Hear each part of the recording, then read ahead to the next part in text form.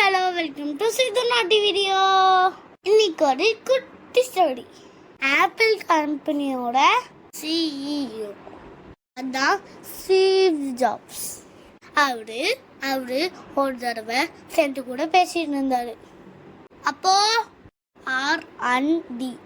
ஆர்என்டிலேருந்து team வந்திருக்காங்க அவங்களோட பார்க்க. ஆப்பிள் கம்பெனியோட நியூ ப்ராடக்ட் லான்ச் பண்ண போறாங்க. ஸ்டீவ் ஜாப் ப்ராடக்டை வாங்கி பார்த்தாரு.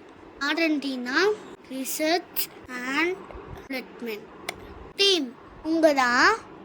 அவங்க தான் ஒரு ப்ராடக்டை மார்க்கெட்டில் லான்ச் பண்ணுறதுக்கு முன்னாடி கரெக்டாக ஒர்க் ஆகுதா, அதனால பீப்புளுக்கு ஏதாவது கஷ்டம் வருமா அப்படின்னு பார்ப்பாங்க. அப்புறம் தான் அந்த ப்ராடக்ட் அந்த மார்க்கெட்டுக்கே வரும்.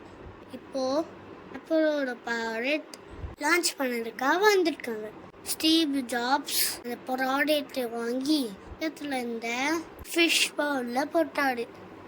அந்த டீம் என்னடா இப்படி பண்ணிட்டாரு பார்க்குறாங்க எல்லாரும். இந்த ஃபிஷ் பவுலில் இருந்து வெளியே வருது. அதுக்கு ஸ்டீவ் ஜாப்ஸ் ப்ராடக்டில் 3 பிளேஸ் நிறைய இருக்கு பாருங்க, பபிள்ஸ் வருது. இந்த பேஸை ஃபில் பண்ணி கொண்டு வாங்க.